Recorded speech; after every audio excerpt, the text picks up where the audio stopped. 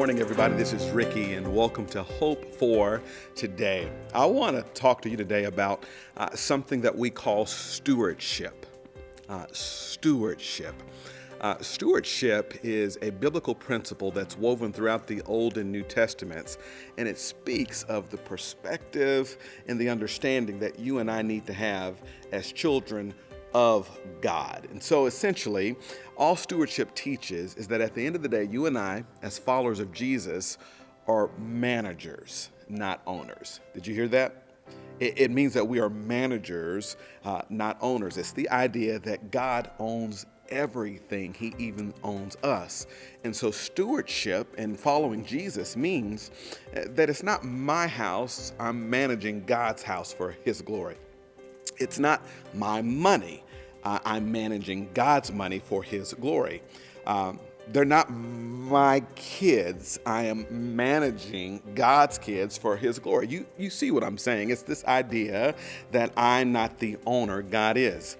But He's entrusted His stuff to me for a period of time to manage it in such a way that gives Him glory in everything that I can do.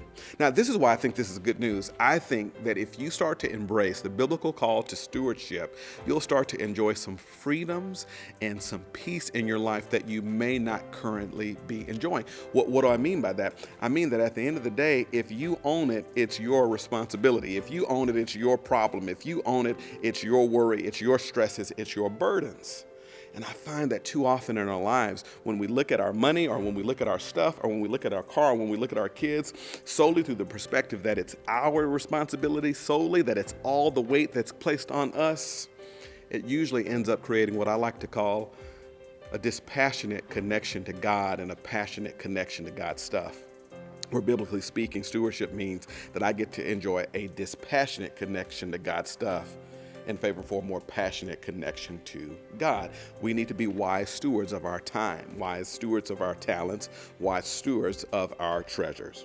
Matthew chapter 25, Jesus gives us the parable of the talents, and I think He's talking to us about what it means to steward the kingdom. And He says, verse 15, chapter 25, to one He gave 5 talents, to another 2, to another 1, to each according to his ability. And so here Jesus is talking about the way in which God gives us what He's given us with respect to our ability. And He says, now go manage that for my glory. Ricky, why is stewardship such a freeing idea the way that you say it is? I'm glad you asked. You know, it's always cheaper to rent. At the end of the day, I think that when you finally realize that I'm in the place of a steward and a manager as opposed to a creator and an owner, you start to enjoy some freedom and some peace in your life that you may not currently be enjoying. Me and April used to own this 1,000 square foot house down in Memphis, Tennessee, and we had moved to Chicago, so we were renting it out to I think it was 5 20-year-old dudes, okay? And it was hilarious because it was a 120-year-old house that was breaking down all the time. The wiring was bad. The appliances always needed repair. And I just noticed these guys would basically terrorize our house.